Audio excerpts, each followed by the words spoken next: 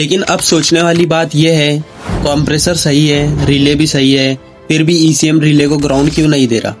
आखिर कौन से सेंसर या कंडीशन ऐसी होती है जिनकी वजह से ईसीएम कंप्रेसर को बंद कर देता है? अब हम बात करेंगे उन सेंसर्स की जिनकी वजह से ईसीएम हमारे कंप्रेसर को ऑन या ऑफ करने का फैसला लेता है, क्योंकि कई बार ईसीएम सेफ्टी की वजह से कंप्रेसर को पावर देना बंद कर देता है। नंबर 1 पर आता है कूलेंट टेम्परेचर सेंसर। अगर आपके इंजन में लगा कूलेंट टेम्परेचर सेंसर खराब होता है, यानी उसका सर्किट हाई या लो हो जाता है, तो ईसीएम उस सिग्नल को गलत समझता है और कंप्रेसर की पावर को बंद कर देता है। अब सवाल ये है कि ईसीएम ऐसा क्यों करता है? इसके पीछे एक सेफ्टी रीजन होता है। इंजीनियर्स ने सिस्टम को इस तरह डिजाइन किया है कि अगर कूलेंट टेम्परेचर बहुत ज्यादा बढ़ जाए, यानी इंजन ओवरहीट होने लगे, तो कंप्रेसर को बंद कर दिया जाए, क्योंकि कंप्रेसर इंजन पर एक्स्ट्रा लोड डालता है।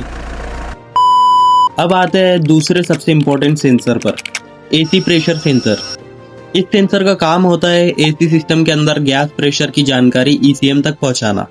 अगर प्रेशर सेंसर से ईसीएम को सही सिग्नल नहीं मिलता, तो ईसीएम कंप्रेसर को ऑन करने की परमिशन नहीं देता।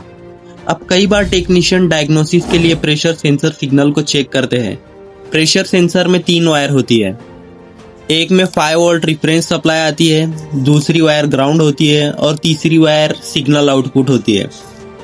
इस सेंसर को 2 10 के ओहम के रजिस्टर से बाईपास कर सकते हैं।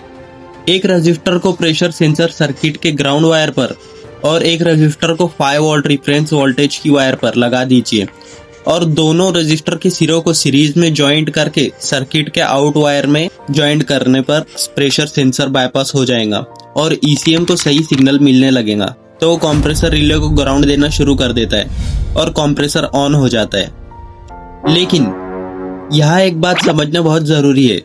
अगर एसी सिस्टम में वास्तव में गैस नहीं है और ईसीएम को गैस होने की सिग्नल मिल रहा है, तो कंप्रेसर लगातार काम करता रहेगा, जिससे एसी सिस्टम के हार्डवेयर पर असर पड़ सकता है।